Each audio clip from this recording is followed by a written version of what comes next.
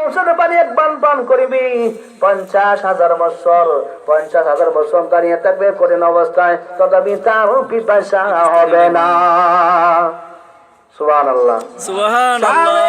জিজ্ঞেস করি, ইয়া রাসূলুল্লাহ, ইয়া হাবিবাল্লাহ, আল্লাহর নবী গো, কোটি কোটি মানুষ থাকবেন, সমস্ত নবীরা থাকবেন, সমস্ত নবীর উম্মতরা থাকবে, আপনি শুধু আপনার উম্মতদেরকে কিভাবে চিনবেন? অসংখ্য গণিত মানুষ থাকবে, কিভাবে চিনবেন? এখানে যদি মাদ্রাসা ছাত্র থাকে 50 জন, অন্য অন্য মানুষ থাকে 500 জন, এবং বাহিনী থাকে, পুলিশ বাহিনী থাকে 50 জন, তাহলে মাদ্রাসা ছাত্র কতজন চিনা যাবে কি যাবে না? কেন চিনা যাবে? তাদের গায়ে থাকবে পাঞ্জাবি, টুপি থাকবে, রুমাল থাকবে, দাড়ি থাকবে। নবীজি বলেন, আমার উম্মতদেরকে আমি চিনতে পারবো যখন তারা 5 ওয়াক্ত নামাজ পড়ে, হাত দৌত করে, পা দৌত করে, মুখ দৌত করে, অঙ্গ প্রত্যঙ্গ দৌত করে, ওই সমস্ত অঙ্গ প্রত্যঙ্গ নূরে ঝকঝক করতে থাকবে, আর আমি দেখেই চিনতে পারবো এই যে আমার উম্মত, এই যে আমার উম্মত। আর আস্তে বলেন সুবহানাল্লাহ। যে কাউসারের পানি খাইতে চান না, চান না? খাইতে হলে কি করতে হবে? নবীকে আপনি আশেকে রাসূল বলেন, আমি নবীর উম্মত বলেন, কাজ হবে না, আমল করতে হবে।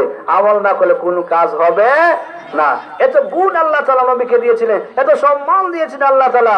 আল্লাহ তাআলা বলতেছেন, আমি তামাম বিশ্ববাসীর জন্য নবীকে রহমত স্বরূপ প্রেরণ করেছি। আল্লাহ তাআলা বলতেছেন, ওয়ামা আরসালনাকা ইল্লা রাহমাতাল লিল আলামিন।